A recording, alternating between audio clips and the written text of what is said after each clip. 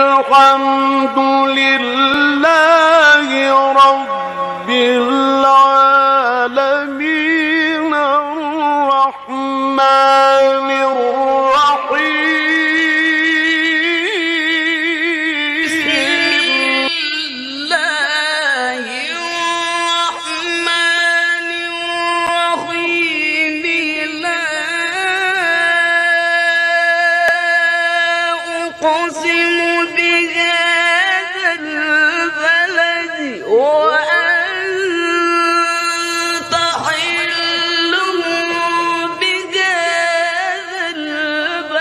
وكذلك مكنا ليوسف في الأرض يتبوأ منها حيث يشاء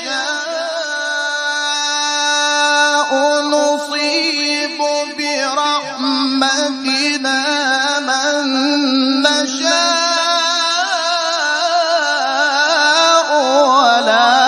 نضيع أجر المحسنين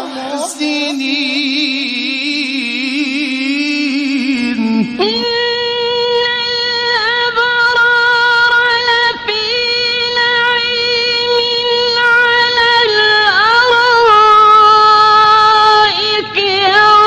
ينظرون تعرف في وجوههم نضرة النعيم يسقون من رحيق مختوم ختامه مسك ووجدك فهدى ووجدك عائلا فأغنى أفلا يتدبرون القرآن ولو كان من عند غير الله لوجدوا فيه اختلافا كثيرا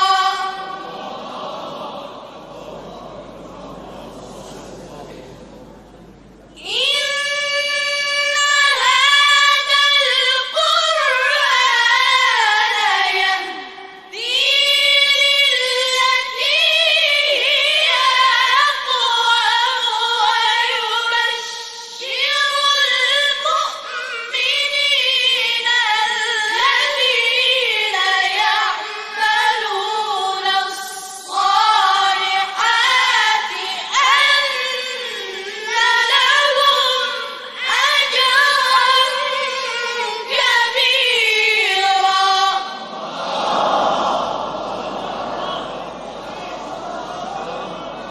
صدق الله العلي العظيم.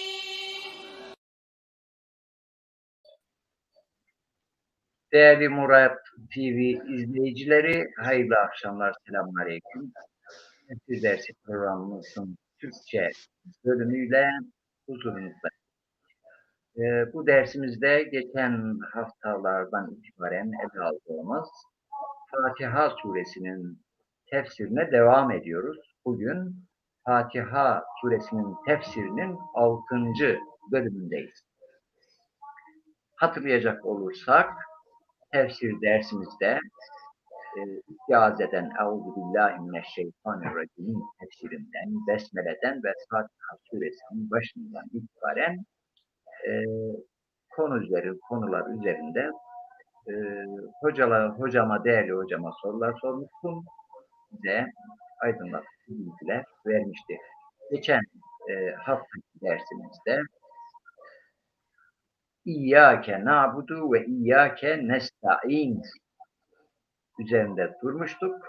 Ben hocama hoş geldiniz diyeyim önce. Değerli hocam hoş geldiniz. Selamünaleyküm, hoş bulduk. Sağ olun. Nasılsınız, iyi misiniz? Elhamdülillah, Allah'a şükürler olsun. İyiyiz. Sağlık, sıhhat, berkemal. Bir sıkıntı yok. Hocam, dostlarımız bu ders için hasreten size teşekkür ediyorlar. İzliyorlar, istifade ediyorlar. Yani bildiğimiz klasik gramerde veyahut ihtilaflı konulardan uzak. Yeniden Kur'an sanki yeniden bize nazil oldu. İlk defa karşılaştık. O şuurla Kur'an'a bakıyoruz.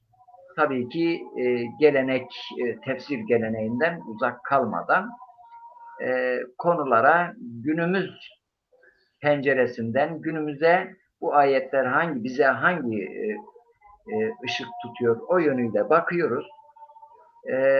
Ben önce bugün yine böyle tefsir derslerimizden önce bir soruyoruz. Hal hatır sorduktan sonra tabii siz Türkiye'den ne var ne yok diye soruyorsunuz. Gerek özelde gerekse programda. Biz de öyle yapalım. Avrupa'da son günlerde gündemde neler var? Ondan sonra konumuza geçeriz. Kayda değer bir şey yok. Yani bugün anlatılacak fazla bir şey yok. Normal gelişmeler. Korona, açılış, mesela yasakların hafifletilmesi. Başka yani biz Müslümanları ilgilendiren yeni bir gelişme yok veya genel olarak insanları ilgilendiren ciddi bir gelişme yok diyebiliriz. Evet. Hocam geçen haftaki derslerimizin özetini yaparken özellikle tekrar istianet hakkında bir açıklama istiyorum. Ondan sonra tabii ki bu bölümde İhdine sıratal müstakim oranın üzerinde duruyoruz. Bir duadır tabii. Yani hidayet ve dua konusunu nasıl dua etmeliyiz? Bir de hidayet derken bir de dalalet var. Onun zıt anlamı. Bunların tanımlarına geçeceğiz. Ben peyderpey sorarım. Böyle istihaneden başlayalım diyorum. Buyurun hocam, mikrofon sizde. Bismillahirrahmanirrahim. La havle ve la kuvvete illa billah el-aliyyil azim. Elhamdülillah Rabbil alemin.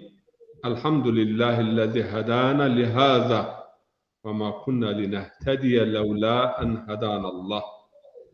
الحمد لله الذي يهدي إليه يجتبي إليه من يشاء ويهدي إليه من أناب. والصلاة والسلام على سيدنا ونبينا رسول الرحمة محمد المصطفى الذي يهدي إلى صراط المستقيم صراط الله Azizil Hamid. Hamd, alemlerin yüce Rabbi olan Allah'a olsun. Güç, kuvvet O'nundur. O Allah ki kendisine yönelenleri hidayete kavuşturur ve istediğini seçer, irşat ve hidayet için. Ve yine o Rabbe hamdolsun ki bizi hidayet etmiştir, doğru yolu bize göstermiştir, o yola çağırmıştır ve o yola yönlendirmiştir kendisine.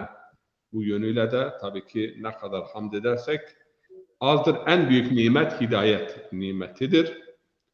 Ve diğer taraftan salat ve selam ise sevgili Peygamberimiz Hazreti Muhammed Mustafa ile onun mutahhar ehli beyti ve seçkin ashabının üzerine olsun. O peygamber ki o da doğru yola hidayet eder. Sıratillahil azizil hamid. Yani her türlü övgüye, güce, kuvvete sahip olan Allah'ın yoluna hidayet eden, yönlendiren Peygamber'e de salat ve selam olsun. Allah bizlere de hidayeti nasip ettikten sonra Allah ayaklarımızı kaydırmasın veya ayaklarımızın kaydırılmasına ve kalplerimizin kaymasına izin vermesin. Bunu temenni ediyoruz. Bu temenni cümlesiyle konumuza giriş yapıyoruz. Hidayet konusu önemli bir konu. Kısaca ben geçen yaptığımız derslerden 2 cümle bir hulasa vereceğim. Ondan sonra konumuza gireceğiz. Dedik biz yani Allah Rahman ve Rahim'dir ama Maliki Yevmiddin'dir. Rabbe karşı tabii ki bu bir dua suresi de olan Fatiha, Rabbe karşı, yaratıcıya karşı nasıl ve ne şekilde bir davranış sergilememizi bize öğretiyor. Nasıl dua etmemizi, kulluk ve istianetin nasıl ve ne şekilde yapılmasını ve en önemli talep edilen hususun Allah'tan neyin olduğunu bize öğretiyor. Tabii ki Kur'an-ı Kerim biz hep diyoruz dual bir okumadır. Yani ikili bir okuma. Hidayet, biraz önce bahsettiniz, hidayeti anlatırken dalaleti de bilmek lazım. Yani dalalet nedir? Hidayet nedir? Surenin başında da rahmaniyet ve rahimiyet, Rabbin rahmaniyetinden ve rahimiyetinden bahsettik. Ancak Rab diyor ki ben Rahmanım ve Rahimim ama unutmayın hesap ve kitapta soranım. Size verdiğim imkanlardan da sorarım. Yani Gafurun Rahimim ama Şedidul İkabım da aynı şekilde. Burada yani dual okuma. İstianet konusuna gelince şimdi orada biz geçen hafta detaylıca anlattık. Ancak sana ibadet ederiz. Kulluk sadece Allah'a olur ve ancak senden yardım dileriz. Bunu da izah ettik. Sebeplere de tevessül etmek, yani Allahu Teala'nın öngördüğü sebepleri ondan mustakil bilmeden ve onun emri dairesinde hareket ettiği kanaat ve inancıyla sebeplere tevessül etmemiz lazım. Esbab ve vesail, vesile dünyasında yaşıyoruz. Ama alimlerimiz bir konuda da şöyle bir hususa dikkat etmişler. Onu sizinle paylaşmak istedim. Buradaki istianet ancak senden yardım diliyoruz. Hidayet, çünkü ikinci cümle ihdina sıratel mustakim, bugün üzerinde duracağımız cümledir. Yani hidayet konusunda sadece senden yardım dileriz. Çünkü hidayet iki anlamı var. Biri yol göstermek, biri de yol göstererek hedefe ulaştırmak. Hedefe ulaştırmak anlamında o yetki sadece Allah'ın elindedir. Ve sadece senden yardım diliyoruz ki ihdina sıratel mustakim. Bu konuyu, bu hususu destekleyen birkaç ayet-i kerime de vardır. Mesela ve Tin suresinde Allahu Teala buyuruyor ki inna aleyna lel huda. Yani hidayet benim üzerimedir. Bizim üzerimizedir. Ben yönlendiririm. Şimdi bu mantıkla ve bu yaklaşımla hareket ettiğimiz zaman istianeti anlıyoruz. Hangi konuda istianet yalnızca Allah'tan diliyoruz? Yalnızca ondan yardım. Hidayet konusunda. İlk ondan dile getirdiğimiz beklentimiz hidayettir. Neden ondan bu konuda? Çünkü hidayet onun elindedir. Ve Allah-u Teala Nahl suresinin 9. ayetinde de buyurur ve alallahi kastus sebil. Yani doğru yolu, efendime söyleyeyim, açık, seçik, net ve doğru yolu insanlara beyan etmek ve göstermek Allah'ın, yani tabiri caizse borcudur. Allah'ın sorumluluğudur. Allah insana ve alallahi kastus sebil. Nasıl ki Allah-u Teala diyor ki ketabtu ala nefsir rahme, yani rahmet benim için, yani bir yükümlülük, bir taahhüt, ben kendime rahmeti farz kıldım. Aynı şekilde hidayeti de Allah insanlara göstermeyi kendi görevi olarak saymıştır. Yine Hazreti İsa Aleyhisselam, Hazreti Musa Aleyhisselam ile Firavun arasında geçen bir diyalogda Firavun soruyor ki Rabbin kimdir? Rabbin kimdir? Bana Rabbini tarif et, açıkla. Hazreti Musa onun cevabında diyor ki Rabbunellezî a'ta kulle şeyin halkahu summe heda. Rabbim her şeye yaratışını veren, yani her şeyi yaratan ve sonra da yarattıktan sonra da yönlendiren odur. Yani birinci kemal ve ikinci kemal. Birinci kemal varlığın nedir? Varlığı yaratmak, yoktan var etmek. Buna birinci kemal denilir felsefe dilimizde, İslam felsefesinde. İkinci kemal ise yaratılmış olan varlığı yani ayakta tutmak ve hedefine doğru yönlendirmek. Ayet-el Kürsi'yi anlatırken biraz bu hususa değinmiştik. Yani hidayet eşyayı veya mevcudu kemaline ulaştırmak ve yaratılış gayesine yönlendirmek, o oluyor ikinci kemal. Birinci kemal da, ikinci kemal da Allah'ın elindedir. Rabbunellezî a'ta kulle şeyin halkahu thumme hada. Diğer taraftan yine A'la suresinde de okuyoruz ki Sebbih isme rabbikel a'la ellezî halaka fessevve vellezî kaddere fehada. Yani her türlü eksiklikten, noksanlıktan münezzeh olan Yüce Rab. Hangi Rab? Sebbih isme rabbikel ellezî halaka fessevve. Her şeyi yaratan, şekil düzen veren, miktarını belirleyen ve yolunu belirleyen. Dikkat ederseniz hocam, Kur'an-ı Kerim'de mizan ve miktarın geçtiği yerde hidayet gelir.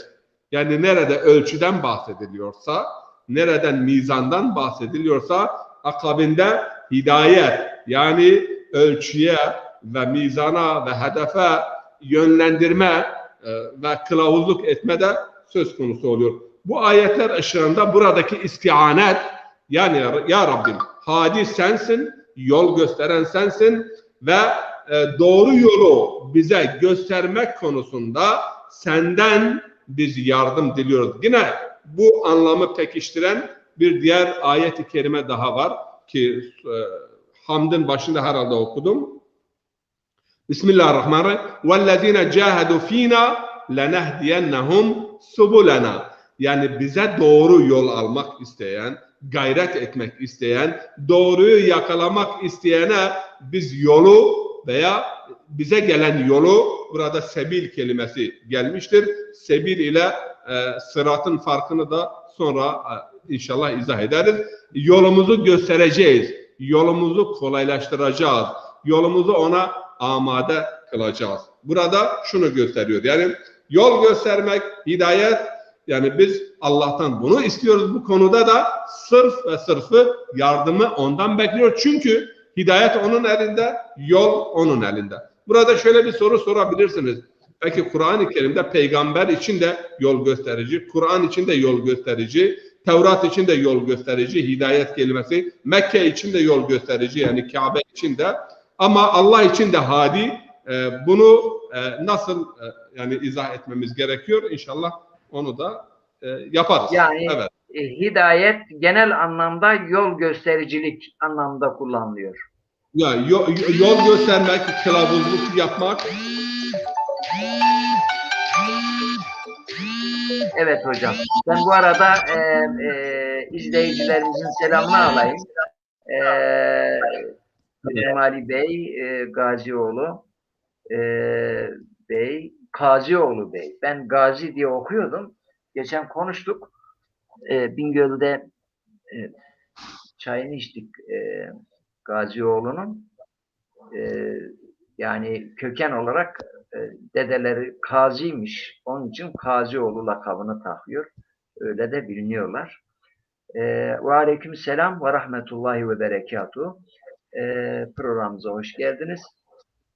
Biz sorularınız varsa alabilirsiniz veya programa katkılarınız olursa memnuniyetle mesajlardan okuyacağız inşallah. Hocam buyurun. Evet. Görüntüsü dondu hocamın. Evet hocam. Geldi mi? Tamamdır. İki tane, evet, birisini çıkardım, siz kaldınız. Tamam. Buyurun hocam, mikrofon sizde. Ben bu arada izleyicilerimizin selamını aldım. Sizin namınıza da selamlarını almış olduk. Evet hocam, hidayet kavramı diyorduk. Hidayet ve dalalet. Mikrofonunuz, sesiniz yok. Bir dakika. Şöyle yapayım, acaba düzelir mi? Şimdi bir daha de. Şu anda ses geliyor mu şimdilik? Evet, bir şimdi çıkmam lazım. Geliyor mu Buyurun şimdi? hocam. Buyurun hocam. Evet. Dalalet ve hidayet. Biz dediğimiz gibi yani hidayet ve dalalet konusu, hatta Peygamber Efendimiz'e de Allahu Teala kendi lütuf ve ihsanını anlatırken ilk olarak hangi nimeti kendisine hatırlatıyor? Duha suresinde buyuruyor ki "Elem yecidke yetimen fe'ava ve vecedeke dallen fehada." Yani seni yetim olarak görüp de seni barındıran, ve sana sahip çıkan yani değil mi? Allah değil miydi? Elem yecidke yetimen feava ve vecedeke dallen. Burada dalalet şaşkınlık anlamı var. Bir de dalalet yoldan yani çıkma anlamı var. Peygamber bir hayret, bir şaşkınlık içerisinde Mekke'deki küfrü, zulmü, haksızlığı efendime söyleyeyim görüyor ve ama ne yapacağını bilmiyor. Allah-u Teala burada diyor ki sen bir hayret, bir şaşkınlık içerisindeydin ama Allah sana yolu gösterdi.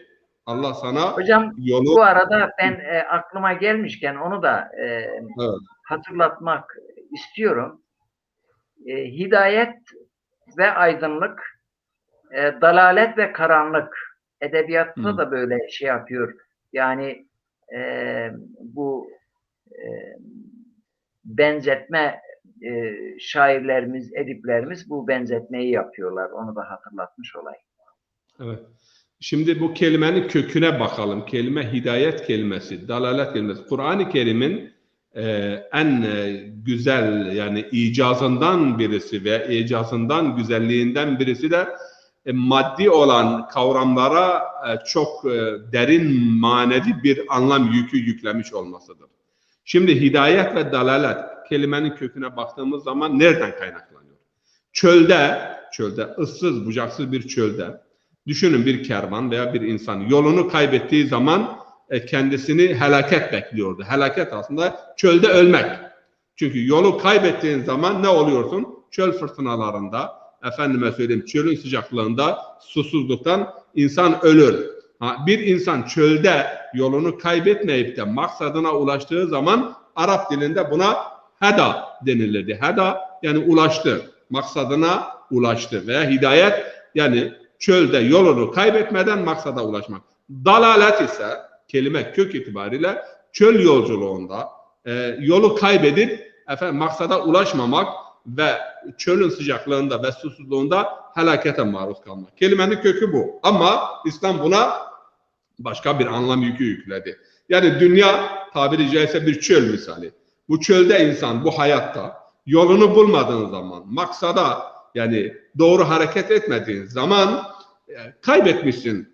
Ve insanın hayatında en önemli husus doğruyu yakalamak ve maksadı yakalamak, hedefi yakalamak, şaşkınlıktan, sapıklıktan, hayretten kurtulmuş olmak. Yani bir insan, mutlu insan kimdir benden sorarsanız derim ki hedef ve maksadını bilen ve o maksada göre o hedefe doğru ilerleyen ve o hedef ve maksat çerçevesinde yani hareket eden kişi o insan belki yeryüzünün en mutlu insanıdır. Ve bunun için talim adı alan Fatiha suresi veya dua suresi burada dua babına geçtiğimiz zaman, dua kısmına geçtiğimiz zaman Allah-u Teala bizi öğretiyor, bizi eğitiyor. Yani ondan ilk olarak neyi talep etmemizi bize öğretiyor. İlk olarak ondan hidayeti talep etmemiz gereklidir. Çünkü hidayet insan hayatında en önemli husustur. Ve bunu da hemen hatırlatmakta fayda vereyim. Hatırlatmakta fayda görüyorum. Kur'an-ı Kerim'de Allah-u Teala benim gördüğüm kadar 2 veya 3 nimetten dolayı insanlara minnet etmektedir. Bunlar da birbirleriyle irtibatlı olan nimetlerdir. Allah hidayetinden dolayı ve kâletil a'rabu âmennâ قُلْ لَمْ تُؤْمِنُوا يَمُنُّونَ عَلَيْكَ أَنْ أَسْلَمُوا قُلْ لَا تَمُنُّوا عَلَيَّ إِسْلَامَكُمْ بَلِ اللّٰهُ يَمُنُّ عَلَيْكُمْ أَنْ هَدَاكُمْ لِلْإِيمَانِ اِنْ كُنْتُمْ صَادِقِينَ. Peygambere işte geliyorlar yani Müslüman olduk diye peygambere minnet ediyorlar. Sıkıntı çektik, zorluk çektik.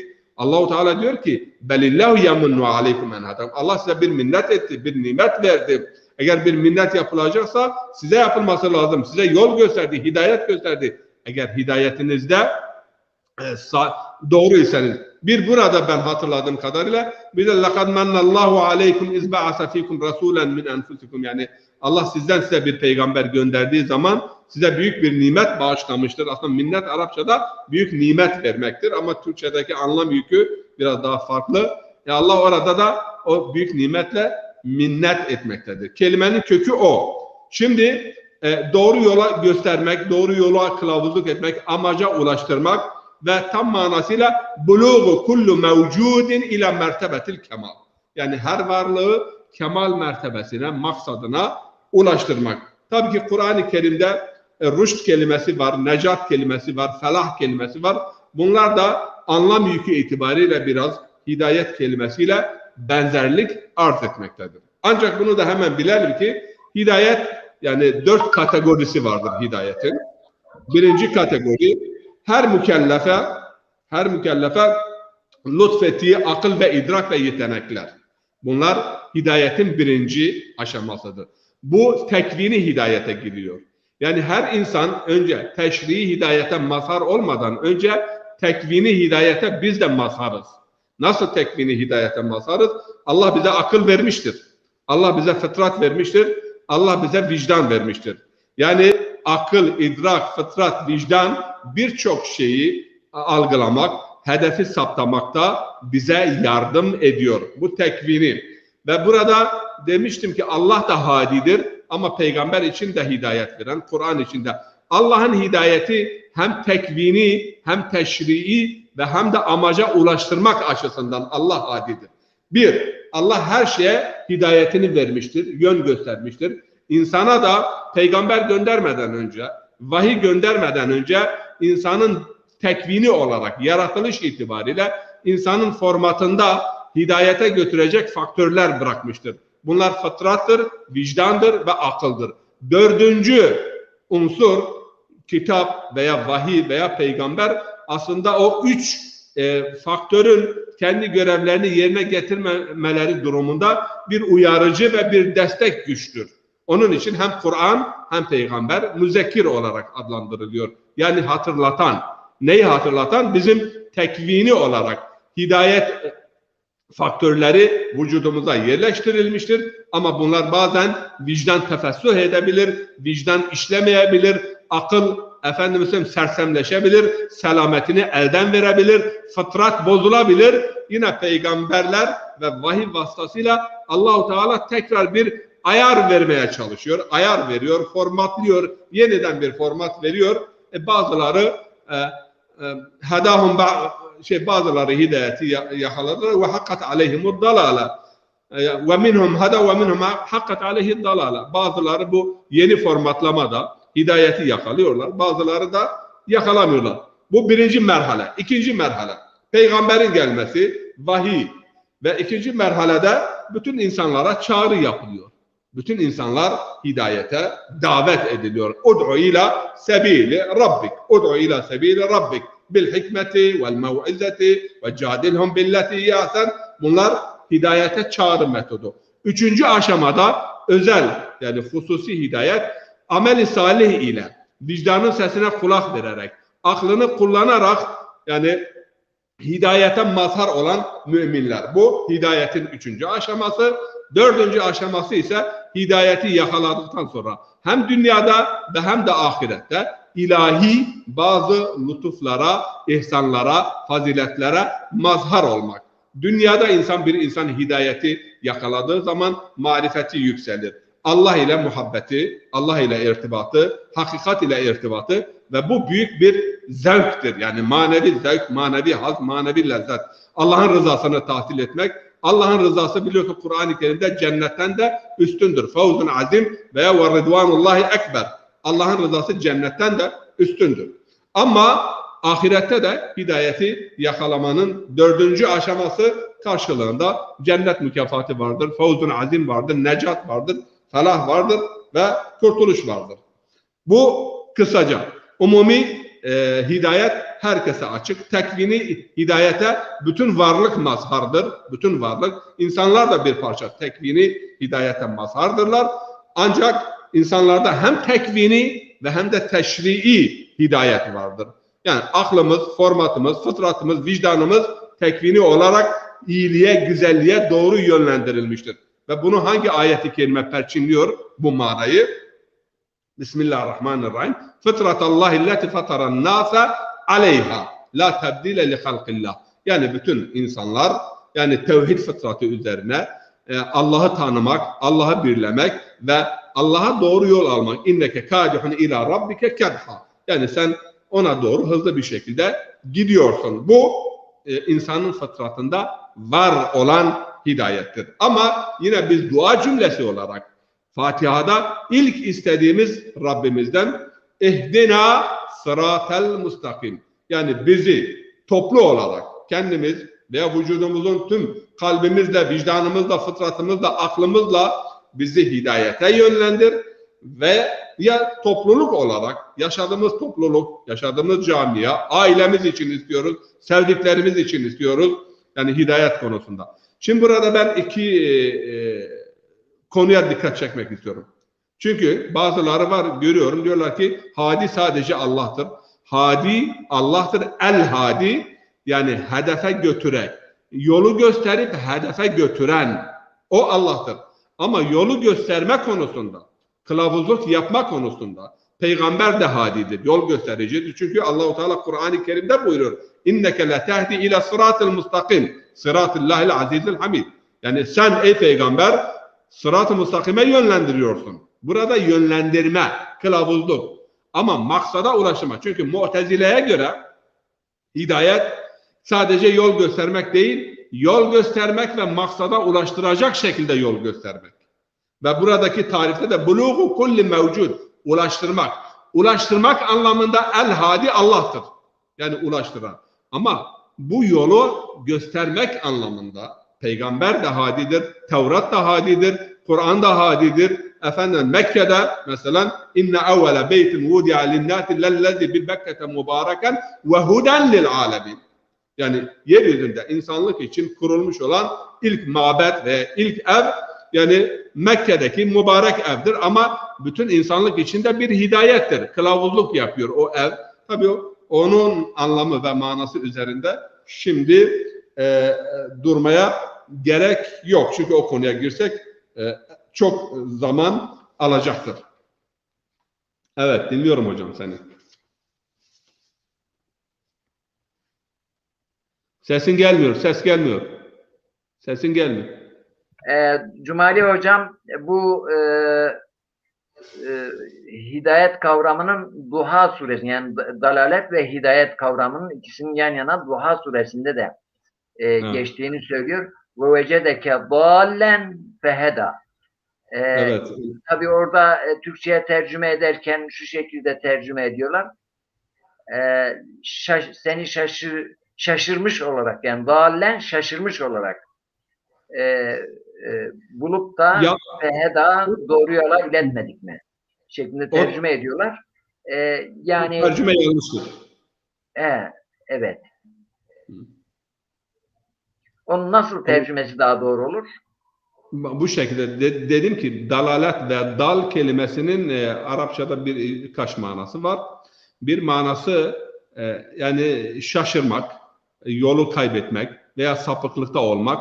Bir manası da şaşkınlık içerisinde olmak. Şaşkın ve hayret.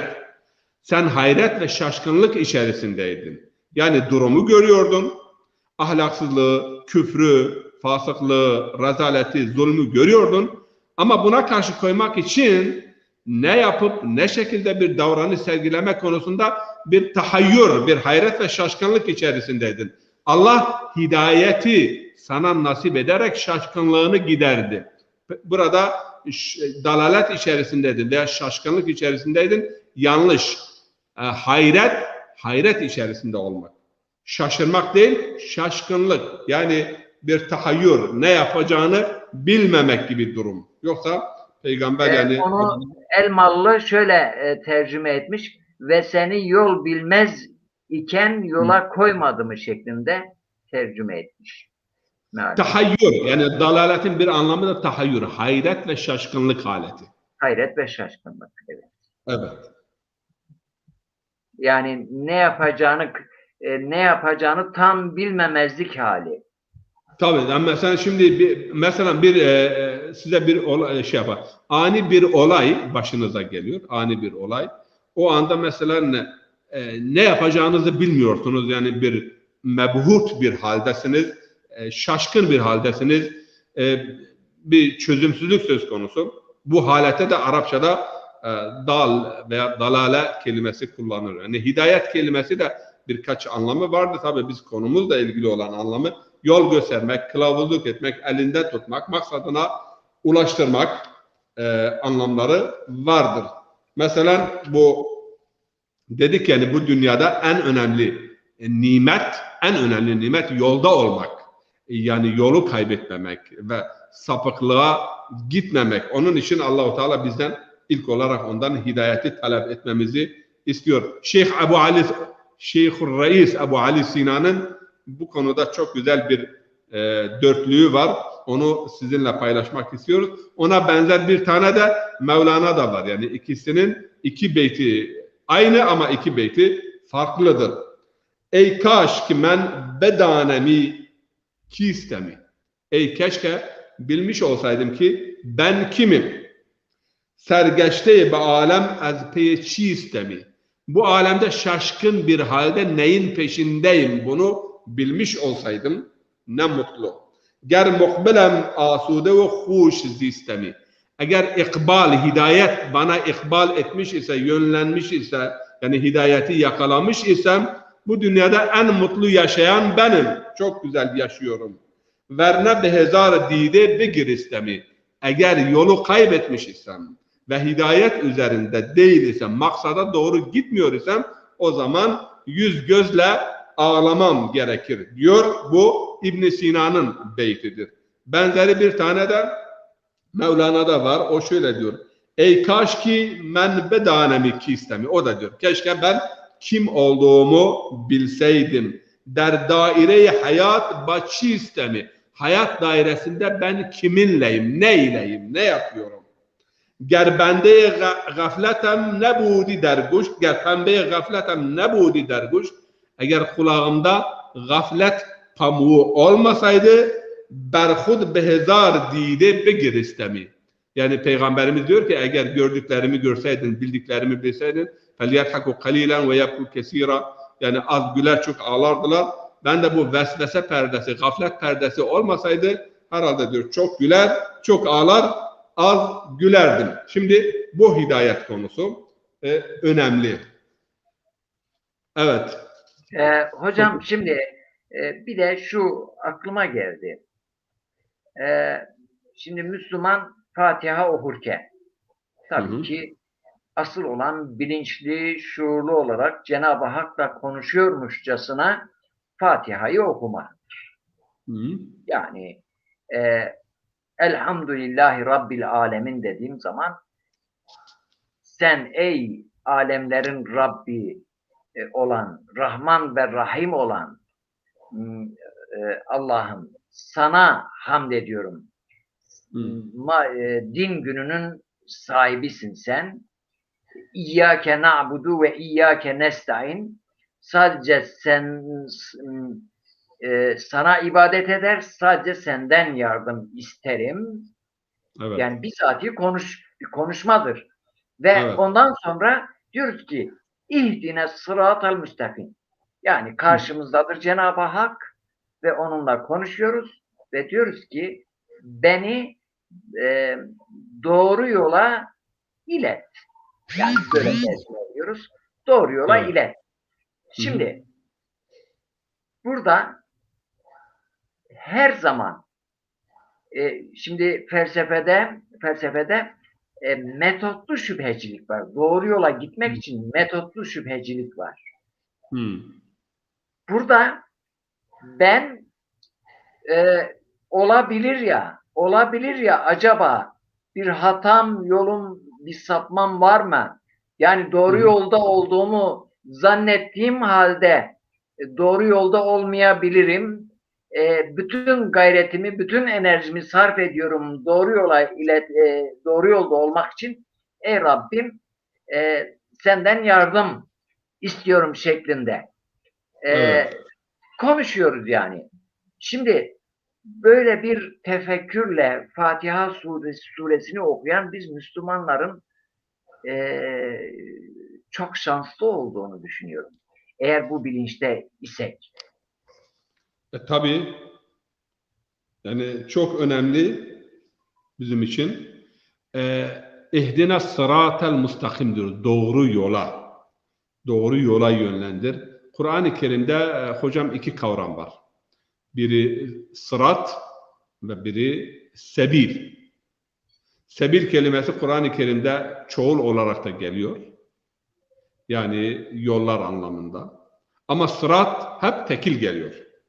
Sırat aslında yani herkesi içine alan ve içine girdiğin zaman kolay kolay çıkamayacağın büyük bir yol, insanı kendine çeken ve kelimenin Arapça mı yoksa Latince mi olduğu konusunda da şüpheler vardır. Çünkü bu kelime Avrupa'da da var. Street, strata, yani otoyollar, büyük yollar için. Hatta eski Roma yollarında yolların kenarına duvarlar vardı. Bir gittiğin zaman kolay kolay çıkamayacağın bir yol. Sırat dediğimiz gibi her müfret. Ama bu sıratın içerisinde farklı bantlar olabilir. Sebil ise bu ana yola gelen tali yollardır. Kur'an-ı Kerim'de mesela biraz önce okuduğumuz ayet-i kerime وَالَّذِينَ جَاهَدُوا ف۪ينَا لَنَهْدِيَنَّهُمْ سُبُولَنَا. Bakın burada bir örnek vereyim ben. Kim bizim yolumuzda gayret gösterirse efendime söyleyeyim biz ona hidayet yollarını gösteririz. Peki burada hidayet yolları ne demektir? Yani kimi malıyla, kimi kalemiyle, kimi şehadetiyle, kimi şahametiyle, kimi ilmiyle o ana yola giriyor. Ben alimim veya mesela ben talebeyim veya diğeri mesela alimdir, diğeri parasıyla, kimi duasıyla, kimi parasıyla o tali yollardan ana yola giriyorsun. Ana yolda, sıratta farklı farklı bantlar olabilir. Ama sırat hepsi aynı maksada götürür. İkincisi sıratul mustakim denilir. Felsefede şöyle bir kayda var. İki nokta arasında siz bin tane çizgi de çekerseniz en kısa ve en direkt olan iki noktayı, iki daireyi birbirine bağlayan tek yol vardır. En kısası ve o düz olanıdır.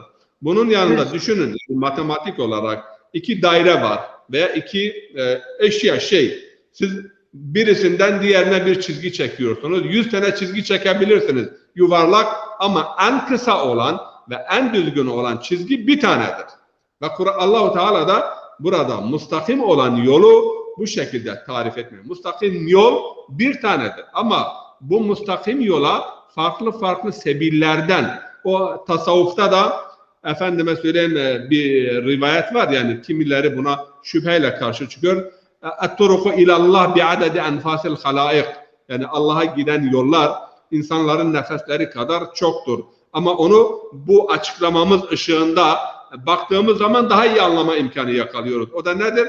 Ya işte kimi parayla, kimi fedakarlıkla, kimi dürüstlükle, kimi ibadetiyle fazla ibadet yaparak o ana yola giriş yapabiliyor. Yani bu sebil manasını bildiğimiz zaman o hadisi de kabullenmek durumunda kalıyoruz. Farklı farklı yollar vardır ama sırat-ı mustakim ana yoldur. Sırat-ı mustakim. Bu ana yolun tabii ki işaretleri vardır, alametleri vardır. Kur'an-ı Kerim'de birçok ayet-i kerimede sırat-ı mustakim açıklanıyor. Yani yol işaretleri.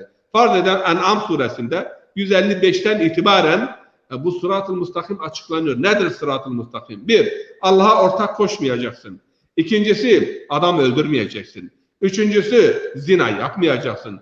Dördüncüsü, yanlış yere şahitlik yapmayacaksın hatırladığım kadarıyla. Efendim sen tartı ve ölçüye dikkat edeceksin. Ve sonunda haza sirati, sırat-ı mustakim yani doğru yol budur. 6-7 tane. İsra suresinde bu doğru yolun ölçüsü anlatılmaktadır. Ve Kur'an-ı Kerim'in farklı yerlerinde sırat-ı mustakim açıklanıyor. Tabii ki devamında sırat-ı mustakimde olan kimlerdir? Hangi gruplardır? Onu inşallah önümüzdeki haftaki dersimizde biz açıklığa kavuşturmaya çalışacağız. Yine sırat-ı mustakim Kur'an mıdır? Sırat-ı mustakim iman mıdır? Nedir? Bu konuda yine biz Kur'an-ı Kerim'e müracaat edebiliriz. Kur'an-ı Kerim bize bu konuda da bilgi veriyor. Birinci, Sırat-ı Müstakim'in birinci şeyi, yani alamet veya işareti. Ve en i'buduni haza sırat-ı müstakim. Bakın dikkat edin. Bana ibadet edin. Sırat-ı müstakim budur. Benden başkasına ibadet etmeyin. İkinci ayet-i kerime, birincisi Allah'a ibadet. Kul inneni hedani ila sırat-ı müstakim. Peygamberin ağzıyla. Rab beni doğru yola yönlendirdi. İkinci, efendime söyleyeyim, özelliği, yani sırat-ı müstakimin. Üçüncüsü, dinen kayyimen. Allah beni hidayete yönlendirdi ve kayyim olan, değerli olan veya bir sohbette demiştim, yani ayakta tutan din. Çünkü kayyum, açıklamıştık. Kayyim bir manası değerli olan, sabit olan, efendime söyleyeyim, ikinci manası ise ayakta tutan, yani kıvam bağışlayan dine Allah beni yönlendirdi.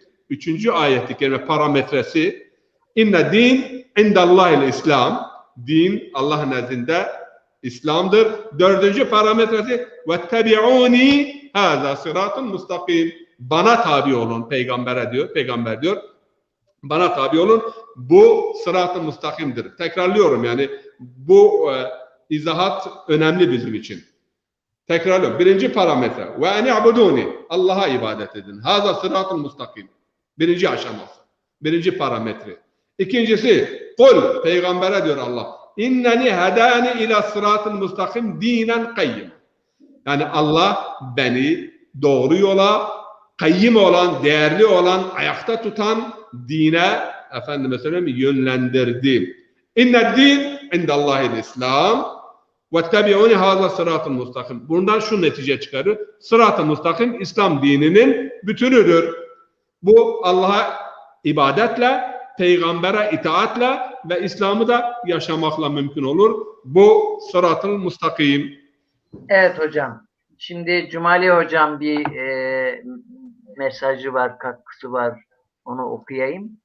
İmam Evet. Gazali Sırat Köprüsü'nü örnek, köprüyü örnek verir. Köprüyü örnek verir. Sağ ve solu uçurumdur.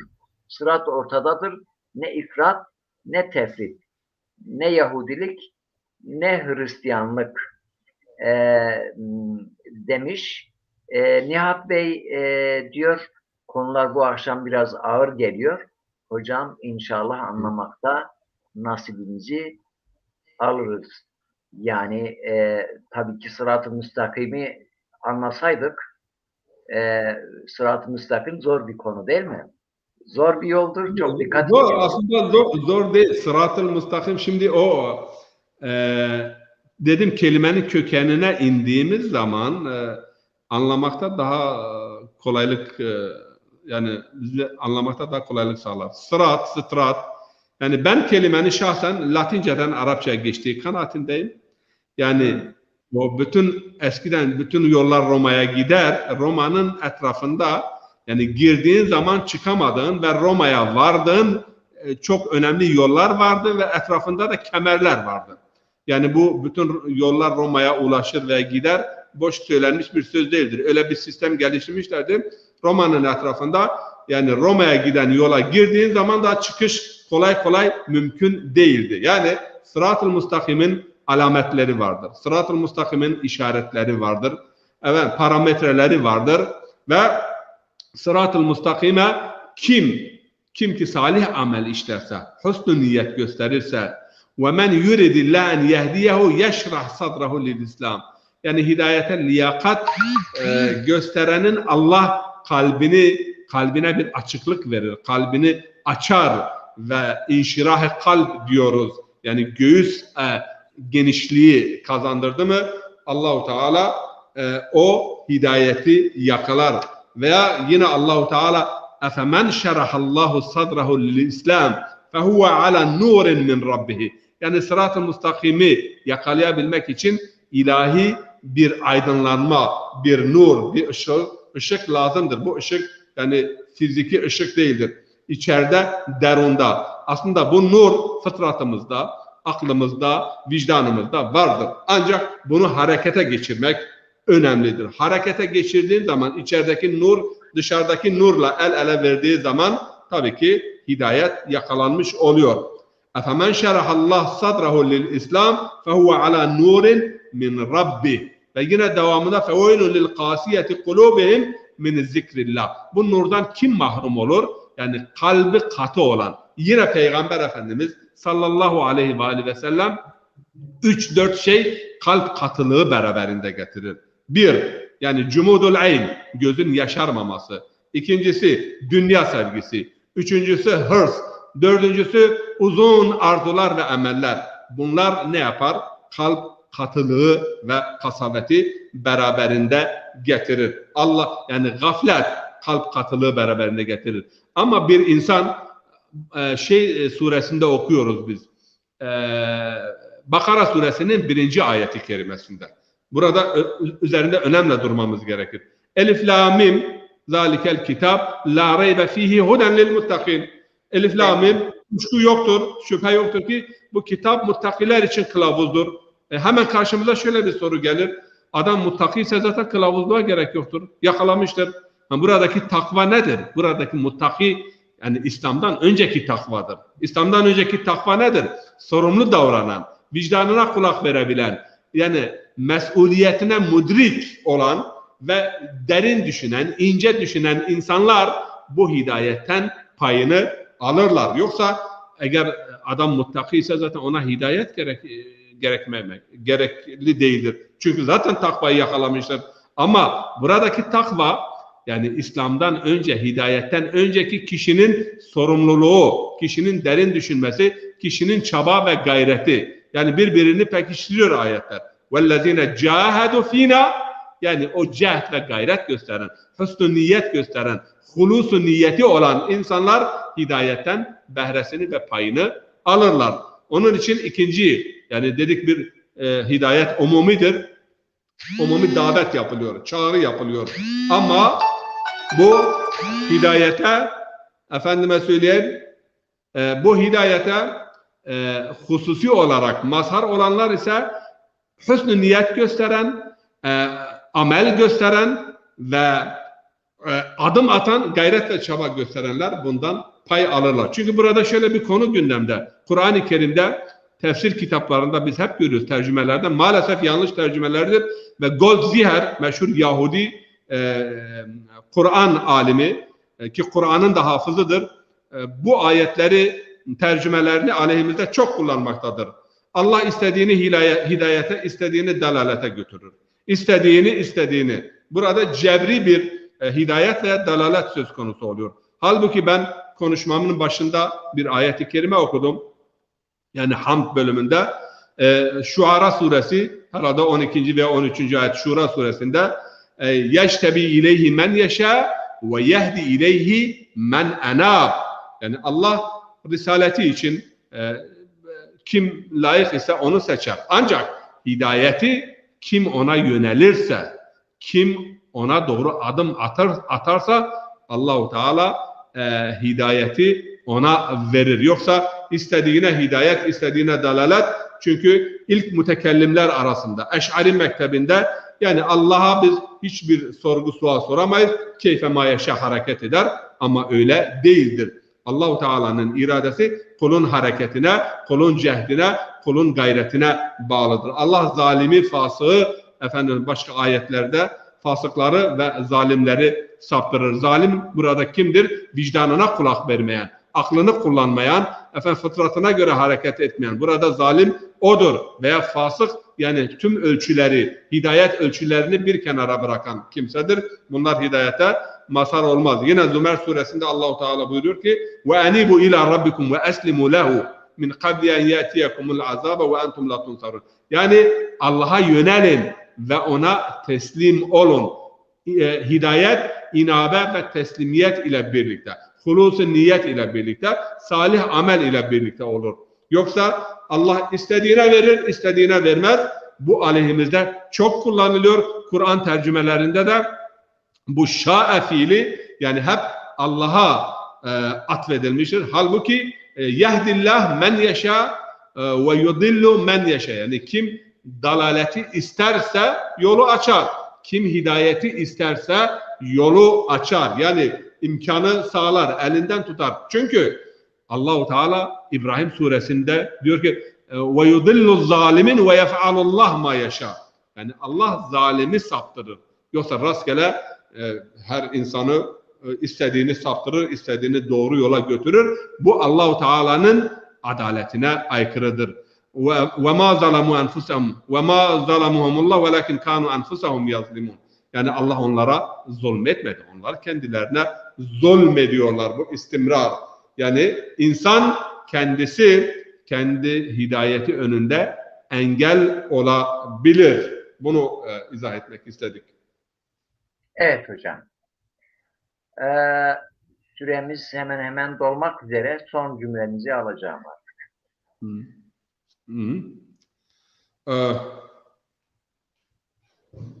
Diyor, bir ayeti kerime daha burada, yani yine konumuza ışık tutuyor.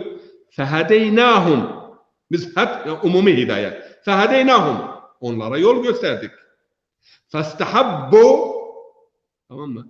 El hayat festehabbul ama alel huda. Biz yolu gösterdik. Bak Allah diyor burada fehedeynahum, hepsine. Ama bazıları burada körlüğü hidayete tercih ettiler. Tercih bizim elimizde. Yine Allah-u Teala zaten eğer diyor ki ben cebri olsaydı, insanların ihtiyarı olmasaydı, o zaman hepsini isteseydim وَلَوْ شَاءَ اللّٰهُ لَجَعَلَهُمْ اُمَّةً وَاحِدَةً وَلَوْ شَاءَ اللّٰهُ لَهَدَهُمْ كُلُّهُمْ. Allah isteseydi hepsi hidayeti bulurdu. Allah isteseydi hepsini bir ümmet yapardı. Allah isteseydi yani onların hepsi hidayeti yakalamış olsaydı. Ama Allah'ın meşiyeti insanın meşiyetine tabidir. Yani Allah insana ihtiyar vermiştir. İrade vermiştir. O iradesiyle seçim yaptığı zaman o hidayet anlam bulur. Hidayette cebir söz konusu değildir. Cebir olursa Allah-u Teala'nın adaletine aykırı olur. Ama tabi biz de hidayet talep ederken sırat-ı müstakim diyoruz. Yani ya Rabbim eğer sırat-ı müstakim değilsek bizi payidar eyle. Çünkü okuyoruz. Rabbena la tuzigh kulubana ba'de iz hedeytena ve hab lana min ledunke rahme inneke entel vehhab. Yani ya Rabbim hidayeti yakaladıktan sonra, bizi hidayete erdikten sonra kalplerimizi kaydırma. İşte bahsettiğim o Allah-u Teala'nın ulaştırma anlamında hidayet Allah'a aittir. Bu ayet de bize onu gösteriyor. Rabbena la tuzigh kulubana ba'de iz hedeytena ve hab lana min ledunke rahme inneke entel vehhab. Kendi tarafından bize rahmet ihsan buyur ve sen yani vergisi, rahmeti, bağışlaması çok olansın. Bu ayetten de anlaşılıyor ki yani her an için insan kayabilir. Eğer Allah'ın istemesi olsaydı, Allah'ın cebri olsaydı, istediğine verir, istediğine vermez, o zaman bu dualara gerek kalmazdı. Onun için sırat-ı müstakimdeysek onun devamını istiyoruz. Eğer istikamette eğrilik, büğrülük var ise onun düzelmesini istiyoruz. Eksiklik var ise onun tekamülünü istiyoruz. İhdina. Yani bütün bu manalar ihtinadan vardır. Ama tabii ki imtihan zor bir imtihan ve yol uzun, engeller çok. Efendime söyleyeyim, insi ve cinli şeytanlar her an için insanı kaydırabilirler. Onun için ne diyoruz? Ya Rabbim sebbit akdamena ala dinik.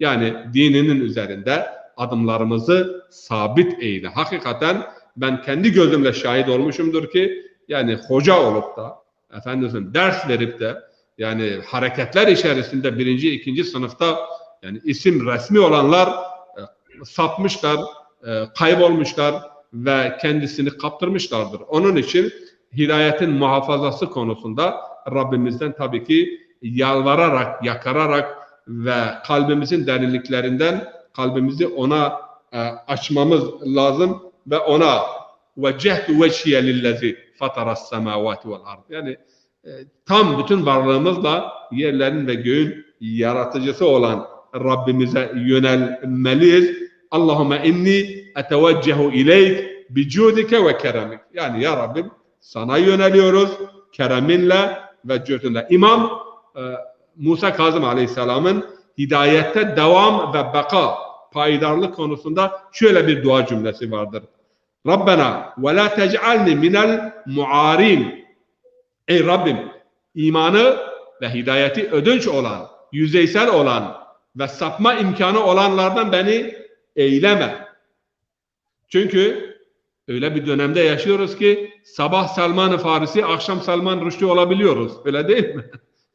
Onun Evet. için Allah-u Teala bizi muhafaza eylesin. Mevlana'nın bir şiiriyle kapatmak istiyorum. O da şudur, diyor ki İbtila'an mikuni ah el gıyas ey zukur az ibtilaat şun inas İbtila'an mikuni ya Rab mekun mezhebiyen bakşo deh mezheb mekun. İmtihan ediyorsun ah el gıyas, yani ey yani yardım eden, ey feryada kavuşan. Senin imtihanından bazen erkekler kadınsı olabiliyor yani. Öyle erkekleri kadın yapan imtihandır, zordur. Ve imtihan ya Rab, İbtilaem ya Rab mekun. Bu imtihan ne zamana kadar devam edecek yani? Ve bana bir yol bağışla, 10 yol bağışlama. Yani yol açık olsun, net olsun. İşte bazen de ya Rabbim hidayet talep ediyoruz. Yani saf olsun, net olsun, parazitler olmasın, efendime söyleyeyim bulanık olmasın. Çünkü yaşadığımız dönemde hakikaten İslam adına yüzlerce yorum var, yüzlerce yaklaşım var. Birbirini tekfir edenler, o da hidayetten bahsediyor, o da hidayetten, ama yeni yetişen nesil bu konuda çok ciddi bir tehditle karşı karşıyadır ve bu tehdidi Şura suresi 13. ayette Allah-u Teala açık bir dille bize ifade ediyor ki ihtilaflarınızdan dolayı Allah diyor ki Musa'ya, İbrahim'e, Hazreti Nuh'a ve sana ey peygamber emretti, şeriatı emir buyurdu ve bir nokta üzerinde durdu. Yani dinde ayrılığa ve dağınıklığa düşer olmayın, ama bu dağınıklık yüzünden ve bu ihtilaflar yüzünden daha sonraları kitaba varis olanlar çok ciddi bir şüphe içerisindedir. Ve innellezine urisu fil kitab lefi şekkin minhum murib. Yani ayetin sonu uzun ayettir. Yani sonradan kitaba varis olanlar bu ihtilaflar yüzünden, farklı yaklaşımlardan dolayı, dinin siyasete alet olmasından dolayı, dinin menfaate alet olmasından dolayı hidayet yolu o açlık netliğini kaybediyor. Ve bu durumda tabii ki yani yakararak, yalvararak Rab'den ya Rabbim imtihanı bize kolaylaştır ve yolu bize açık, seçik ve net bir şekilde göster ki sağa sola sapmayalım. Evet hocam. Yüreğinize, Evet. dilinize sağlık. Çok teşekkür ederim. Değerli izleyicilerimiz, birlikte bir ders işledik. Sizin de katkılarınızı gördük. Selam verdiniz. Selamınızı aldık. İbrahim Çakmak, Cumali Bey, Kazioğlu Bey, Nihat Bey, Süleyman Ertuğrul Bey, görebildiklerim. Arkadaşlarımızın selamlarını tekrar alıyorum. Aleykümselam. Hepinize hayırlı geceler diliyorum. Allah'a emanet olun. Esselamu Aleyküm ve Rahmetullahi ve Berekatuhu.